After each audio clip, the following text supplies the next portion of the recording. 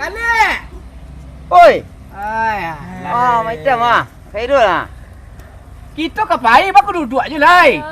Kusui nampak ama. Peka dah, ba kapai mak dah. Bak kapai baka. Manik dia ni ah. Kau mengain yang perempuan kah? Kami sawah lalu dari mak.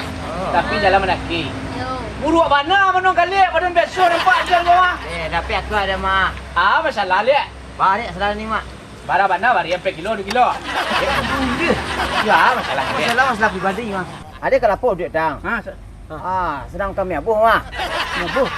Tu lalu cewek kau.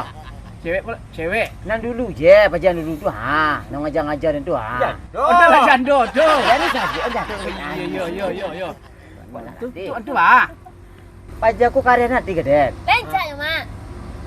Menengah Adi ba? Yo kan nanti ke den. Tu aku cek Dak, aku dah sekali 2 kali sabuk, dah 3 kali sabuk sampai gini kau. Dia nak dia jadi dia. Jadi laki ya? Ya. Itu je ni mak.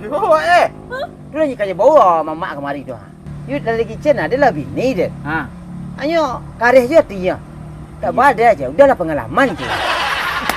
Pengalaman karajo, makasih Pengalaman karajo. Karajo. Itu. Kalau nak jadi dia kau punya diri.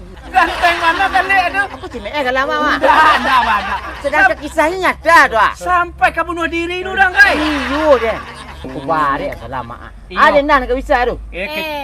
Mamak dengar dan nang Imar dulu, mak tahu dia suruh Imar, kau tahu be hati mamak nanggalau tu. Saya kok padusi dah payah ni mau apa mak menjaan. Ambil je mak. Duduk situ kilo lah.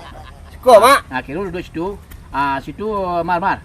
Situ Imar mak. Kestel. Sudah dia dah ambil duit nak kira. Mak salong teh nah.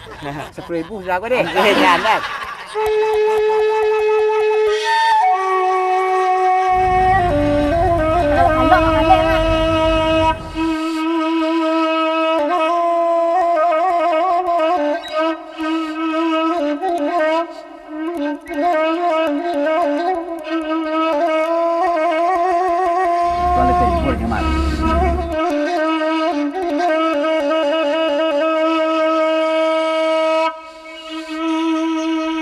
Di balik sarang iyo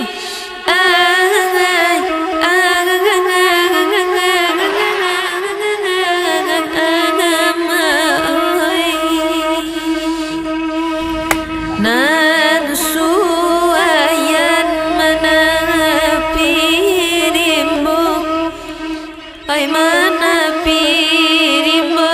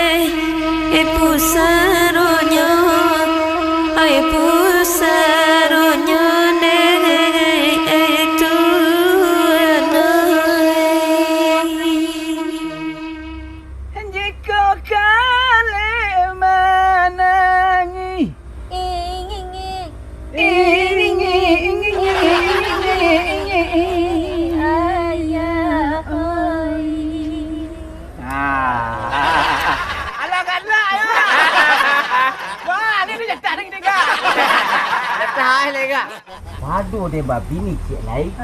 Anjak nak nikah je lah dia.